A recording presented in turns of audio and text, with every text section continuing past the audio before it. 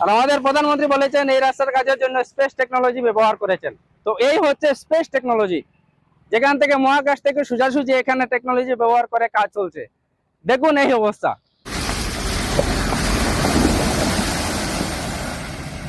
রাস্তার মধ্যে swimming pool, কিন্তু এই সুইমিং পুল সাঁতার কাটার জন্য নয়, যাতায়াতের জন্য, গাড়ি চলাচলের জন্য। হ্যালো বন্ধুরা, আমি বনি লস্কর, ক্যামেরা পার্সন জিয়াউল ইসলাম। আপনারা দেখছেন ঈশান বাংলা নিউজ। আমি বর্তমানে উপস্থিত 306 নম্বর শিলচর আইজল জাতীয় মহাসড়কে। এই জায়গাটি হলো সপ্তগ্রাম। ভারতমালার কাজ চলছে এই রাস্তায়। দীর্ঘদিন থেকে আমরা সবাই জানি এই রাস্তায় কাজ চলছে, কিন্তু কাজ চলাকালীন অবস্থায় কিছু কিছু জায়গায় এমন অবস্থা হয়ে গেছে যে বড় গাড়ি তো যাচ্ছে, অনেক কষ্ট করে যাচ্ছে, কিন্তু ছোট গাড়ি যেগুলা, এগুলো যেতে কিন্তু অনেক কষ্ট হয়। অনেক গাড়ির ভিতরে জল ঢুকে যায়, এই নোংরা জল ঢুকে যায়। অনেক গাড়ির এই নিচের লেভেলটা রাস্তায় লেগে যায়, অনেক গাড়ি নষ্ট হয়। যারা বাইক নিয়ে চলাচল করেন, মোটরসাইকেল নিয়ে চলাচল করেন, এদের অবস্থা তো আরো কাহিল। মানে এখানে দাঁড়ানো পর্যন্ত কতটা রিস্ক, যে কোনো সময় যে কোনো গাড়ি আমাকে কিন্তু ভিজে দিতে পারে এই নোংরা জল দিয়ে। রাস্তা যাওয়া যাওয়া করতে কেমন আরাম লাগে। খুব বেশি খারাপ লাগে, মনে হয় যে দুঃখ লাগে ওই জিনিসটা যে আমরা খালি যে এই বছর না, প্রায় বর্ষার দিন আবার পরে আমরা এই অবস্থা হয়। আমরা ও ভুক্তভোগী হিসাবে জিন্দগিটা যার, এছাড়া আর সুবিধা আমরা আর হয় না, একটা পরে একটা। আচ্ছা, আমরা এত অঞ্চলের যারা নেতা হল আছে বা যারা এই কাজের সঙ্গে জড়িত, তার বিষয়ে আপনার কি আকর্ষণ করিয়ার আর তারারে কইয়ার যে আপনারা ফিল্টো লামইন লামিয়া একটু এগুর ব্যাপারে মাতইন, আর না হইলে আমরা আম মানুষ, আমরার মাতর তো বেলু আমরা নিজেও জানি বেলু নাই, এরপরেও তো মাতি মাতি যাই। আর প্রায় ভিডিও তো সবেও বানাইছে, এখনো পর্যন্ত কোনো একটা এই ভিডিও থেকে যে কোনো উন্নতি দেখা গেছে এইলা কিছু আর না। রাস্তা চলাচল করতে কেমন অসুবিধা হয়? রাস্তা চলাচল করতে পাই যাব আমরা বাজার থেকে শিলচর যাওয়ার যে রাস্তা আইজলর জাতীয় সড়ক, যেটা 306 নম্বর সড়কে, এখানে আমরা গাড়ি লইয়া ও মনে করো ও বাচ্চা লইয়া দিয়ে আমি অসুবিধা ওর আমার গাড়ি লইয়া বালা হয়ে আমি গাড়ি চালাইতে পারি। একটা গাড়ি গাতর ভিতরে ঢুকি যায় ডাইরে, ও গাড়টা দেখাও না সামনে। আমি এখন এই কোন সাইডে দিয়ে যেতাম, গাড়টা দেখাও সাইডে দিয়ে যাইতাম, মানুষ চিন্তা করে হইতাম না। বড় গাড়ি তো যখন যেমন তেমন যায়, কি ছোট গাড়ি লাগে বেশি সমস্যা হয়।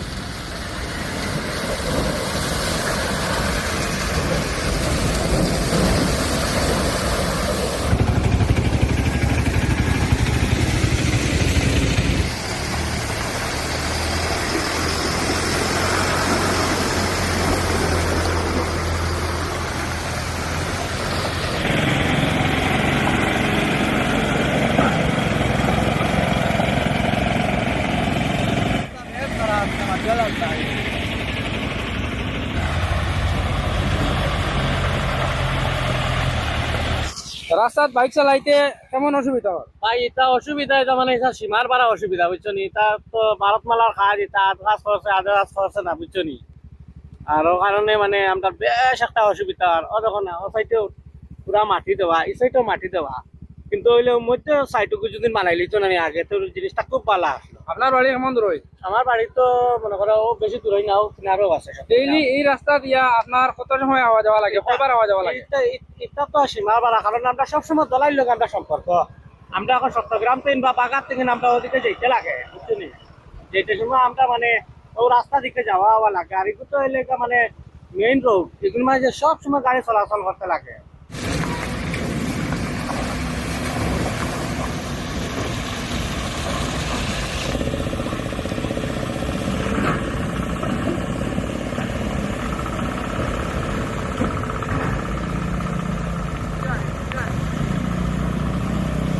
খারাপ কথা বলছি কি বাইক কেমন কেমন কষ্ট হয়? বেজান কষ্ট হয়, গাড়ির অবস্থা দেখা না। প্যাসেঞ্জারের অসুবিধা হয়নি?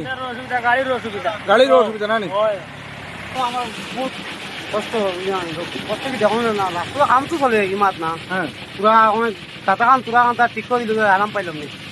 আমার গাড়ি লই যেতে বাকা কষ্ট পড়ি যায়, বেশ অসুবিধা হর না নি? বেশ কি দাও যখন গিয়ে সব গেলাম চলে দিলাম, আমার সব অনপত্র না ঠিক আছে না। রাস্তায় পর্যাপ্ত দাঁড়ানোর জায়গা নেই। আমি সাইডে দাঁড়িয়ে আছি কাদার মধ্যে, আমার পায়ের পাতা ঢুকে গেছে কাদার নিচে। এইরকম পরিস্থিতি। এখন আপনারা বলেন, একজন সাধারণ মানুষ যার কাছে মোটরসাইকেল নেই, সাইকেল নেই, গাড়ি নেই, এবং সে লাইনের গাড়িতেই যেতে পারছে না, সে এখন হেঁটে যাবে, তো কি করে যাবে সে? আমি প্রশ্ন করছি আপনাদের সামনে, সে হেঁটে যেতে চায়, কিভাবে সে হেঁটে যাবে এই অবস্থায়, যেখানে পায়ের পাতা কাদার নিচে ঢুকে যায়, এই অবস্থায় মানুষ হাঁটতে পারবে? এই জায়গাটি হচ্ছে দলাইয়ের সপ্তগ্রাম, আর সম্ভবত বরাক উপত্যকার মধ্যে সবচেয়ে খারাপ রাস্তা বর্তমানে এই জায়গাটি।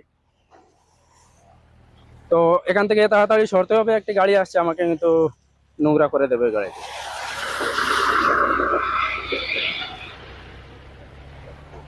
স্পেস টেকনোলজি ব্যবহার করে তৈরি করা হয়েছে এই রাস্তা, ভারতমালা।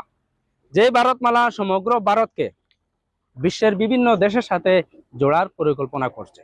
তো স্পেস টেকনোলজি ব্যবহার করে তৈরি করা হয়েছে এই রাস্তা। তো আমাদের স্পেস টেকনোলজি কতটা উন্নত সের একটি ট্রেইলার আমরা এই মুহূর্তে দেখতে পাচ্ছি এখানে। এই বর্ষাকালের শুরুতে যদি রাস্তার এই অবস্থা হয়, বর্ষাকাল তো এখনো আসেনি পুরোপুরি, বৃষ্টি এইমাত্র শুরু হয়েছে, তো পুরো সিজনটা কিরকম হবে মানে এই চিন্তা করাটা কিন্তু মানে দুঃস্বপ্নের মতো। যারা বড় গাড়ির লরি বা ট্রাক নিয়ে এই রাস্তায় চলাচল করেন তাদের জন্য কষ্ট একটু কম হলেও যারা ছোট গাড়ি ব্যবহার করেন, হ্যাচব্যাক গাড়ি যেগুলো রয়েছে, সেই গাড়ি দিয়ে এই রাস্তায় চলাচল করা মানে এত কঠিন, যে কোনো সময় যে কোনো দুর্ঘটনার শিকার হতে পারেন মানুষ। আর আপনারা দেখছেন এই পাশে একটি টিলা বানিয়ে রাখা, এই পাশে আরেকটি টিলা বানিয়ে রাখা। এখন আমি প্রশ্ন করতে চাই, আপনারা ফ্লাইওভারের জন্য এখানে মাটি সংগ্রহ করেছেন, মাটি এখানে জমা করে রেখেছেন, তো এটা এখনো পর্যন্ত হয়নি কেন? আর যদিও হলো না, তাহলে এই রাস্তার জল বেরোনোর জন্য একটি জায়গা দেওয়া হলো না কেন? এই রাস্তার যে জল জমা হয়ে আছে, এই জল যাবে কোথায়? এই জল তো গাড়ি বহন করে নিয়ে যাবে না, এই জল তো এখানেই থেকে যাবে।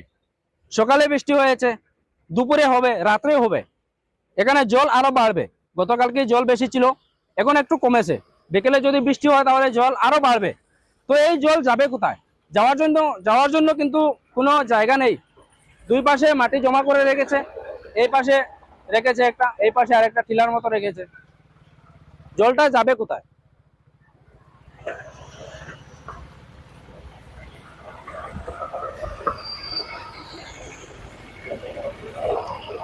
স্থানীয় মানুষ দাবি করছেন এই রাস্তাটি অতি সত্বর কাজ করে দেওয়ার জন্য। আর বিশেষ করে আমি আমাদের দলাইয়ের এমএলএ বিধায়ক নাম বাড়ি কাটিয়ে ফেলাই তোমরাও, বিশেষ করে আমি আমার দলাই এলএসির অন্তর্গত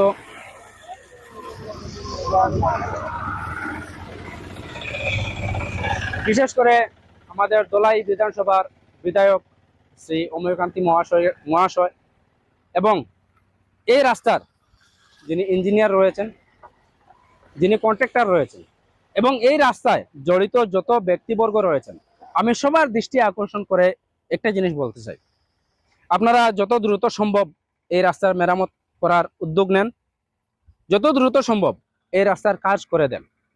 কারণ এই রাস্তাটি শুধু এই এলাকার কয়েক হাজার মানুষের নয়, এই রাস্তাটি আসাম এবং মিজোরামকে সংযুক্ত করার প্রধান রাস্তা, এই একমাত্র রাস্তা যেটি আসাম থেকে মিজোরাম পর্যন্ত যায় এবং মিজোরাম থেকে যত মানুষ আসে এই রাস্তা দিয়েই আসে।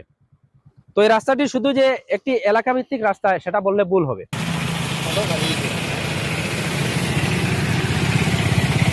আমরা ঠিকমতো রিপোর্টিং করতে পারছি না গাড়ির জন্য, আপনারা দেখছেন কতটা ব্যস্ত এই রোড, তার মাঝে আমরা চেষ্টা করছি আপনাদেরকে কিছু দেখানোর জন্য।